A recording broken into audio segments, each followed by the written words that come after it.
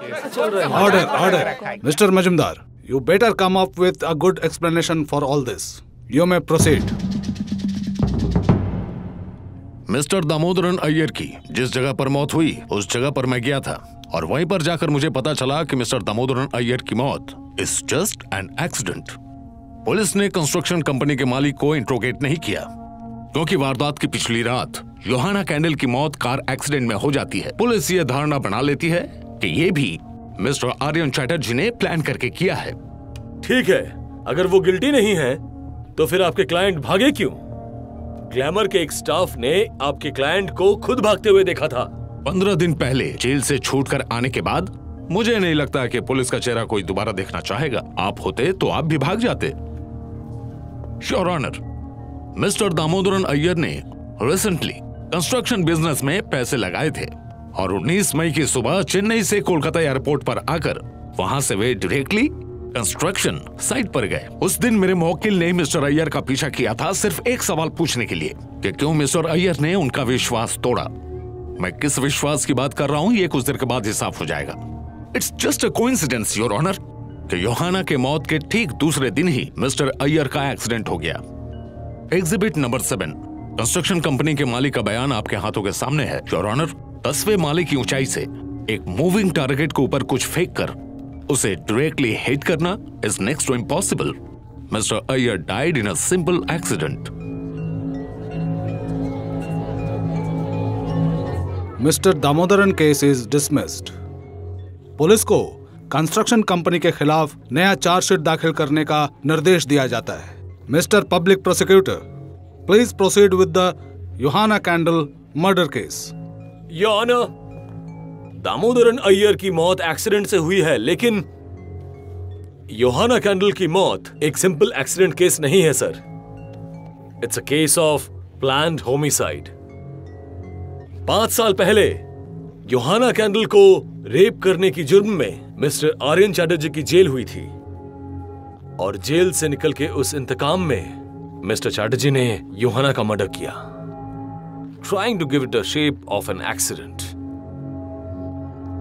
और आज जब उनको कोई रास्ता नहीं मिला, ये पुलिस वैन से भाग गए, रादर प्लान करके खुद को अबडक्ट करवाया। ग्लैमर फैशन का एक वक्त का chairman mister Aryan Chatterjee. My lord, मैं सबसे पहले ओसी अजित बिस्वास को कटघरे में बुलाना चाहता हूं।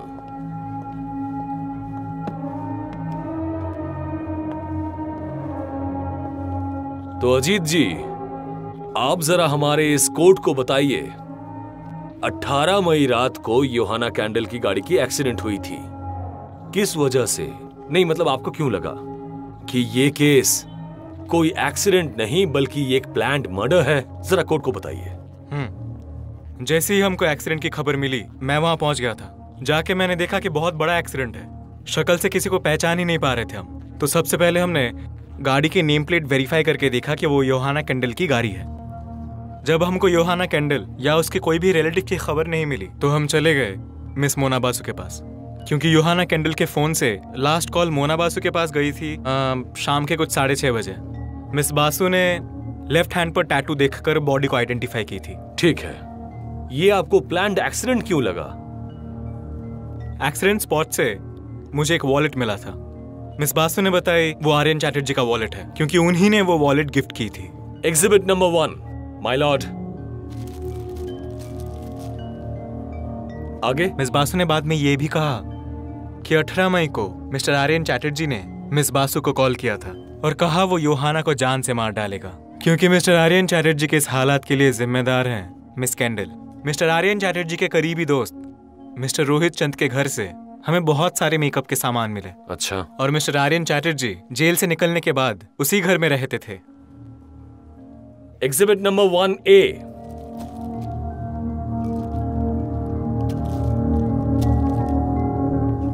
Your witness please. No questions my lord. My lord, मेरी अगली गवाह है मिस योहाना के फ्लैट का सिक्योरिटी गार्ड रूपान सिंह। कब देखा हूँ? यही कोई 8-10 दिन पहले, नहीं 10 दिन पहले हम वो दिन डॉक्टर के पास गए रहे। लौट के आके ड्यूटी में देखे वो योहाना मैडम के साथ में थे।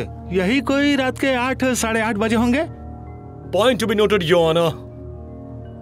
योहाना के साथ आखिरी बार मिस्टर चैटर्जी को देखा गया था 18 मई रात 8:30 बजे। Your witness please. अच्छा, आपको क्या लगता है कि ये साहब जबरदस्ती योहाना मैडम को अपने साथ ले जा रहे थे? नहीं नहीं, तब तो हम रोकते उन्हें। योहाना मैडम ने हमको देखकर हाथ भी हिलाया। Point to be noted your honour, मेरे मुवक्किल योहाना कैंडल को जबरदस्ती या डराकर अपने साथ नहीं ले जा रहे थे। That's all your honour. हमारी आखिरी मुलाकात हुई थी 10 मई को कॉफी शॉप में। योहाना बहुत डरी हुई थी। वेटर आके बिल के साथ एक व्हाइट एनवेलप भी दिया था उसे। वो कह रही थी कि दिन में कम से कम 3 वैसे एनवेलप उसके हाथ में आते थे। कोई तो उसको स्टॉक कर रहा था। Your witness please. No questions my lord. आप जा सकते हैं।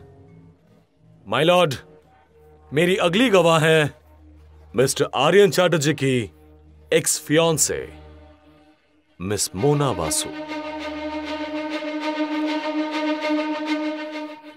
मिस बासु, 18 मई रात को मिस्टर आर्यन चैटर्जी ने आपको फोन किया था? हाँ, शाम के वक्त। और क्या कहा था फोन पे? वो सिर्फ कह रहे थे योहाना को मार डालेंगे। वो काफी गुस्से में थे। I still don't believe it. I'm sorry miss Basu. अच्छा, 18 मई करीबन 6:30-7 बजे आप योहाना के फ्लैट पे गई थी, क्यों? आर्यन ने मुझे 6 बजे फोन किया था। उसके ठीक बाद योहाना ने। वो काफी घबराई हुई थी, उल्टी सीधी बातें कर रही थी। वो डरी हुई थी क्योंकि आर्यन उसे लाइफ थ्रेट दे रहा था। And she had not slept for a few nights. I just went to console her. That's all, Your Honor. Your witness, please.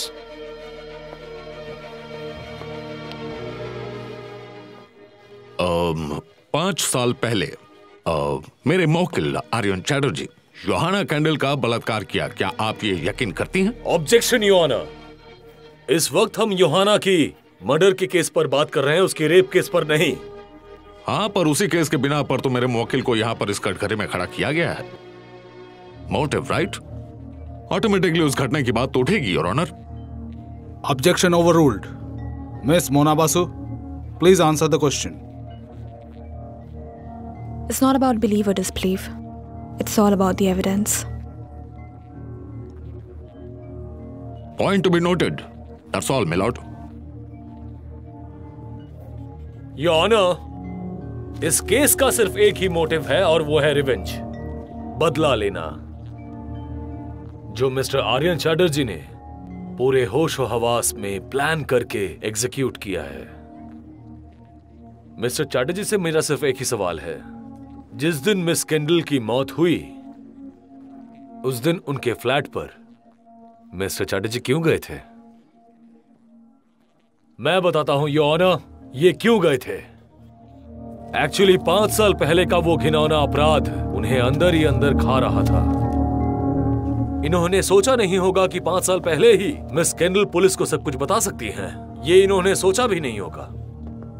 इसलिए इन्होंने जेल से निकलते ही मिस कैंडल को डराना शुरू किया और मौका मिलते ही 18 मई रात को योहाना के फ्लैट पे गए। किसी तरह समझा के, बहला के, फुसला के योहाना को फ्लैट से निकाल के लाए। उसके बाद ये मिस योहाना को एक सुनसान सी जगह पे लेके जाते हैं। उसके बाद प्लानफुली मर्डर करते हैं उनका और फिर इस पूरी घटना को एक्सीडेंट का रूप दे दिया इन्होंने। It's a purposely caused homicide. बढ़िया, लेकिन अब कैसे खून हुआ था अब ये भी बता दीजिए, क्योंकि कोई भी मर्डर वेपन नहीं मिला। पोस्टमार्टम रिपोर्ट में चोट की मेंशन कहीं नहीं है। Actually your honour, 40% of the body was burned. इसीलिए मुझे लगता है कि इन्होंने किसी भारी सामान से योहाना के गर्दन पे अटैक किया ताकि योहाना की गर्दन टूट जाए, और उसके बाद इन्होंने गाड़ी का एक्सीडेंट करवाया ताकि बॉडी पहचान में ही ना आए। नहीं, देखिए, ये सब कुछ आपकी धारणा है, लेकिन कोर्ट धारणाओं पर फैसला नहीं सुनाती। कोर्ट को चाहिए एविडेंस। अगर ये सच नहीं है तो आपके क्लाइंट कुछ बोल क्यों नहीं रहे? ये कोर्ट को क्यों नहीं बता रहे हैं कि 18 मई रात को वो योहाना के फ्लैट में क्यों गए थे? रात 10 से 11 के बीच ये क्या कर रहे थे? He is not saying anything. क्या हुआ, कुछ बताइए। अरे यार, ये देखो, घंटी बज गई। लग रहा है कि आज अब सुनवाई नहीं होगी। लगता है नई तारीख मिलेगी अब फिर से। Court is adjourned till the next session.